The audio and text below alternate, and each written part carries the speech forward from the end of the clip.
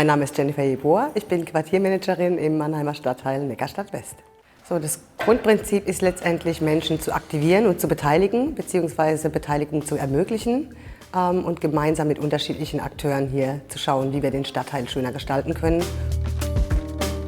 Das Thema Klimaschutz hat eine große Bedeutung für die Lebensbedingungen hier im Quartier. Ich bin sehr froh, dass es hier in Neckarstadt West viele Menschen gibt, die sich mit viel Liebe im Großen und Kleinen für das Thema Klimaschutz engagieren.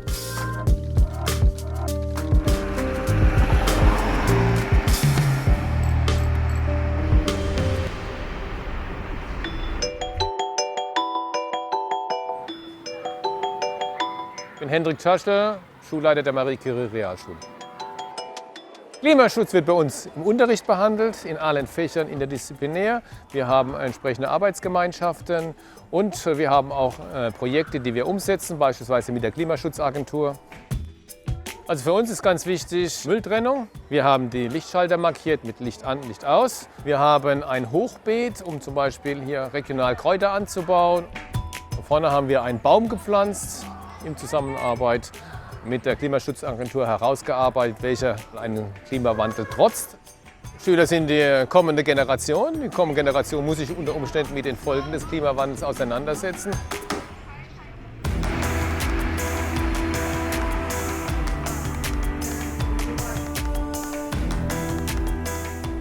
Wir sind nicht nur ein Kinderkaufhaus, sondern wir sind da für die Leute. Also die können reinkommen mit jedem Problem.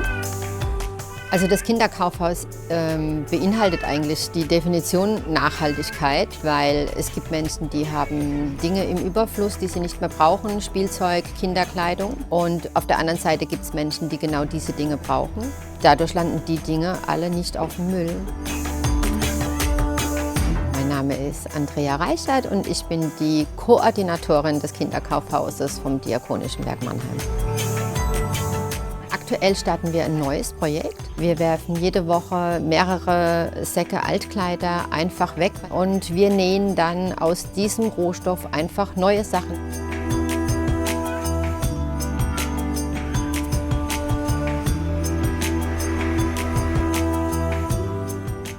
Ohne Geräuschkulisse geht hier gar nichts. Sonntags morgens um 8 geht. Also mein Name ist Andreas Lindemann.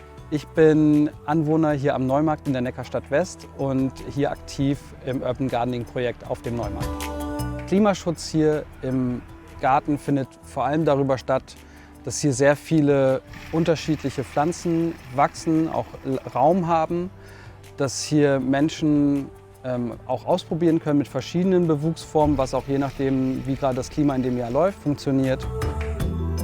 Ökologische Vielfalt hat hier eine große Rolle, weil halt viele verschiedene Pflanzenarten auch hier im Garten vertreten sind. Und wir haben sehr viele unterschiedliche Nutzpflanzen, die von Käfern, Insekten, Wildbienen genutzt werden und dementsprechend dann auch wiederum von Vögeln und so weiter angeflogen werden und genutzt werden.